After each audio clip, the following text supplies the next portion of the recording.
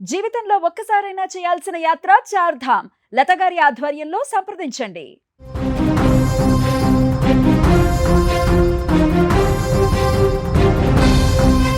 అతివేగం, అజాగ్రత్త ఒకే కుటుంబంలో తీరని విషాదాన్ని నింపాయి.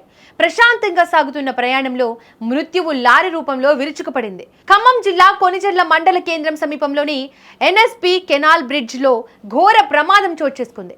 3 వాహనాలు ఒకదానికొకటి ఢీకొట్టడంతో 4 వ్యక్తులు ప్రాణాపాయ స్థితిలో ఆసుపత్రి పాలయ్యారు. అసలేం జరిగిందంటే, రాజమండ్రి నుంచి హైదరాబాద్ వైపు ఒక కారు వేగంగా వెళ్తోంది. అందులో ఒకే కుటుంబానికి చెందిన 3 వ్యక్తులు ఉన్నారు. సరిగ్గా ఎన్ఎస్పి కెనాల్ బ్రిడ్జ్ వద్దకు చేరుకోగానే ఖమ్మం నుంచి వైరా వైపు వెళ్తున్న ఒక లారీని వెనుక నుంచి అతి వేగంతో వచ్చిన మరో లారీ బలంగా ఢీకొట్టింది. ఈ క్రమంలో నియంత్రణ కోల్పోయిన లారీలు ముందున్న కారును నుజ్జు చేశాయి. ఈ భయంకరమైన ప్రమాదంలో కారులో ప్రయాణిస్తున్న 3 కుటుంబ సభ్యులతో పాటు వెనక నుంచి ఢీకొట్టిన లారీ డ్రైవర్ తీవ్రంగా గాయపడ్డారు.